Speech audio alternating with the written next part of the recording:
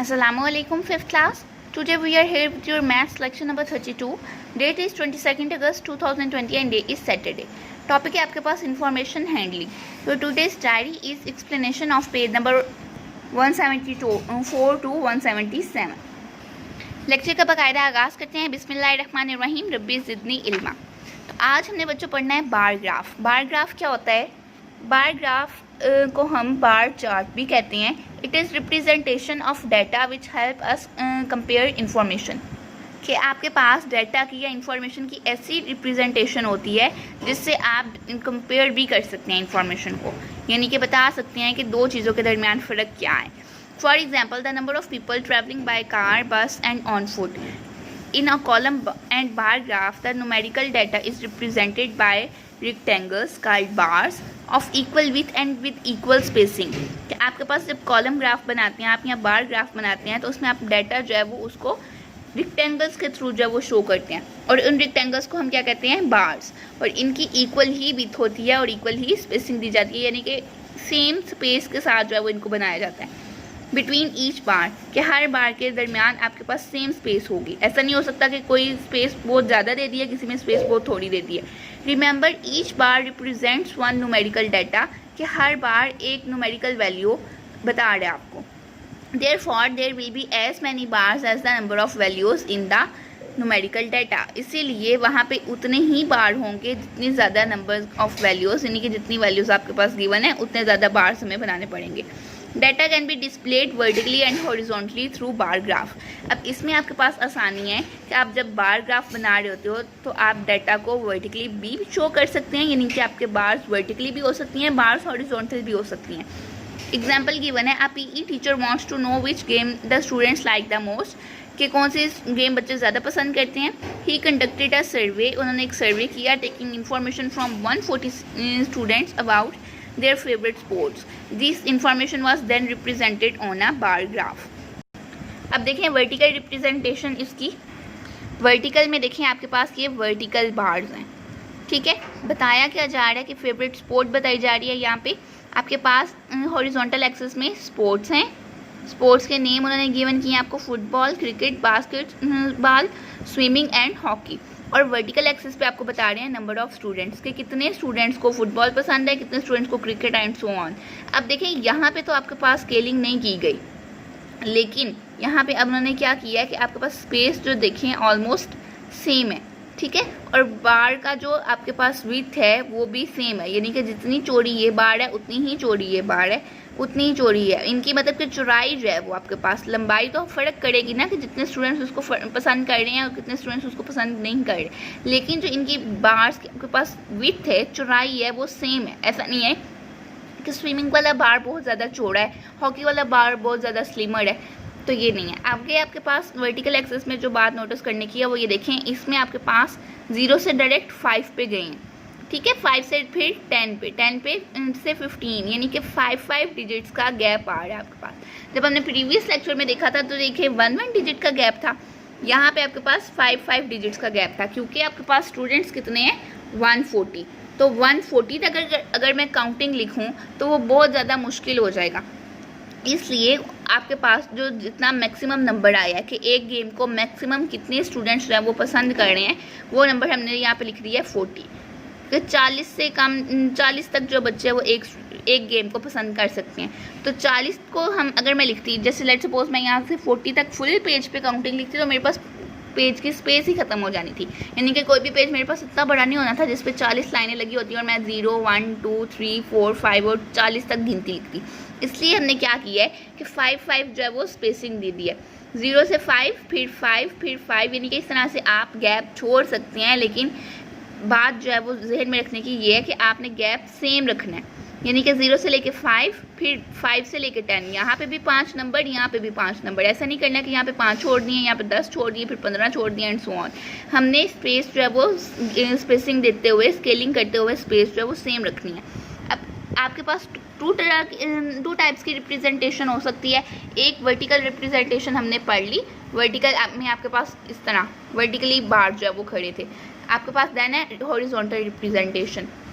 Horizontal में आपके पास ये इसको थोड़ा घुमा के देखें तो आपके पास हॉरिजॉन्टल रिप्रेजेंटेशन हो जाएगी। कैसे कि देखें लिखा क्या है कि आपको बता क्या रहा है ग्राफ फेवरेट स्पोर्ट्स के बारे में, स्पोर्ट्स की कैटेगरी गिवन की गई है, जैसे यहाँ भी उसको इस तरह से शो कर दिया।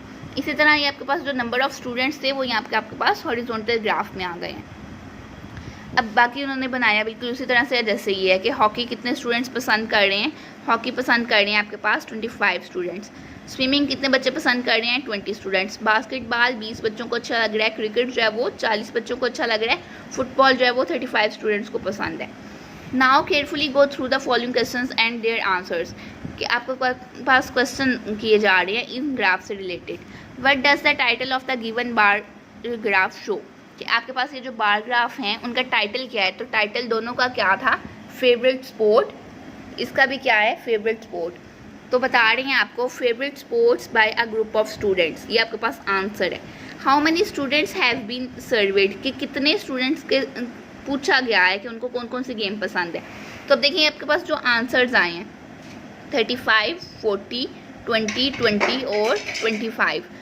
तो इन सारे स्टूडेंट्स की क्वांटिटी को हमने प्लस किया है, 25 और 20 और 20, ये हो गया आपके पास 65। 65 में आपने 40 प्लस किए हैं तो 105 और उसमें 35 प्लस किए हैं तो टोटल कितने हो गए 140 स्टूडेंट्स। कि हमने जितने बच्चे थे उनकी सबकी क्वांटिटी को जो वो सबके नंबर्स को प्लस कर लिया और अब पता चल गया कि टोटल 140 स्टूडेंट्स से सर्वे किया गया है। अब ये जो भी यहाँ में हम डिस्कस कर रहे थे कि 40 सबसे ग्रेटर नंबर हमने यहाँ पे लिया है। तो देखिए मैक्सिमम आपके पास स्पोर्ट, किसी भी स्पोर्ट की लाइकिंग 40 है, कि 40 से ज़्यादा बच्चे जो है किसी एक गेम को पसंद नहीं कर रहे हैं, तो इसलिए हमने यहाँ पे 40 तक की काउंटिंग लिखी थी। सिमिलरली इस साइड पे भी बस 40 तक काउंटिंग लिखी है, हमने 140 नहीं लिखा क्योंकि इन सबको प्लस किया तो हमें पता चल गया कि 140 बच्चों को कौन कौन सी गेम पसंद है। आगे word sport is like most, तो मोस्ट यानी कि सबसे ज़्यादा कौन सी गेम को पसंद किया जा रहा है। तो ये देखें सबसे लंबा बार किसका है, क्रिकेट का, यानी कि 40 बच्चों को क्रिकेट सबसे ज़्यादा पसंद आई है। हॉरिजॉन्टल में भी आपको ये इन्फॉर्मेशन मिल रही है, वर्टिकल वाले में भी ये देखें क्रिकेट वाला बार सबसे लंबा है और ये कहाँ तक जा रहा है 40 तक। तो आपको पता चल रहा है कि क्रिकेट जो है वो आपकी ऐसी खेल है, ऐसा खेल है जो सबसे ज़्यादा पसंद किया जा रहा है। Which sport are like least, कि कौन सी गेम सबसे कम पसंद की जा रही हैं। अब देखिए उन्होंने वर्ड खुद ही लिख दिया स्पोर्ट्स, यानी कि एक से ज़्यादा गेम्स जो है वो सबसे कम, मतलब कि थोड़े बच्चे खेलना पसंद करते हैं उनको। कौन कौन सी हैं ये देखें, सबसे छोटा नंबर किसका है 20 का, तो स्विमिंग और बास्केटबॉल। ऊपर वाले में भी देख लें, ये दोनों बार ग्राफ जो है वो बार जो है छोटी हैं ग्राफ में, तो ये देखें इनका नंबर क्या है 20। तो स्विमिंग एंड बास्केटबॉल ऐसे स्पोर्ट्स हैं जो कम पसंद की जा रही हैं। Cricket and football are like by how many students are together, कि कितने बच्चों को क्रिकेट पसंद है, कितने बच्चों को फुटबॉल पसंद है। तो ये देखें जी क्रिकेट हमें पता है 40 बच्चों को पसंद है, फुटबॉल कितने बच्चों को पसंद है 35 स्टूडेंट्स को।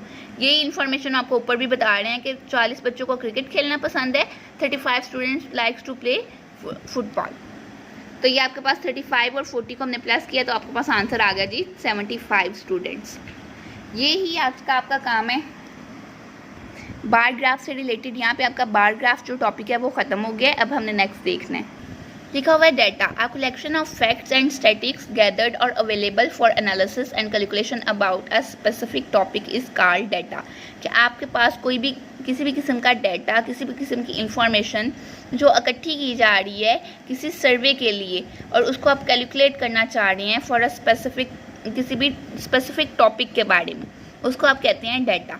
आगे जी data handling, we can summarise data handling as follows. कि डाटा को जब हैंडल करना होता है, यानी कि आपके पास लेट सपोज कि मेरे पास 500 बच्चे हैं स्कूल में पढ़ते और उनकी मुझे पता चलानी है कि फेवरेट कलर कौन सा है, तो वो तो मुझे पता चल गया। तो लेकिन अब फेवरेट कलर्स मुझे कैसे, मैंने मतलब उस डाटा को गैदर करना है, कैसे करना है, 500 बच्चों से मैं कैसे जाके पूछूंगी कि आपको कौन सा कलर पसंद है। तो पहले मैं कलेक्ट करूंगी, हर बच्चे से मैं पूछूंगी कि आपको कौन सा कलर पसंद है, फिर उसको ऑर्गेनाइज करूंगी, यानी कि मुझे पता चल जाएगा कि जैसे 100 बच्चों को सुर्ख रंग पसंद है, 50 बच्चों को सब्ज़ रंग पसंद है। डिस्प्ले करूंगी यानी उसको शो करूंगी ताकि मैं किसी दूसरे को दिखा सकूं, और फिर इंटरप्रेट करूंगी यानी उसमें उसको सॉल्व करूंगी, यानी कि उसका जो आपका निचोड़ निकला है कि आपका ये जो सारा सर्वे है उसका क्या मकसद आपको हासिल हुआ, क्या लेसन मिला है, कि कितने बच्चों को सबसे ज़्यादा कौन सा रंग पसंद है 500 में से। लिखा हुआ है organising data means arranging the data to make it meaningful, कि आपके पास ऑर्गेनाइज करने का मतलब क्या है कि आप डाटा को मीनिंगफुल कर लें, टू अंडरस्टैंड समझने के लिए, एंड मोर यूजफुल और उसको ज़्यादा यूजफुल बनाने के लिए। It is helpful in presenting, analysing and drawing conclusions about data in numerical form, कि इससे आपको पता चल सकता है। जैसे अभी हमने एग्जांपल ली थी, तो लेट सपोज मैं कहती हूँ कि 100 बच्चों को जो है वो सुर्ख रंग पसंद आया, बाकी 50 को कोई और रंग पसंद है, 60 को कोई और रंग पसंद है, 80 को कोई और रंग पसंद है, तो मुझे पता चल जाएगा कि रेड कलर जो है वो आपके पास ज़्यादा स्टूडेंट्स लाइक कर रहे हैं।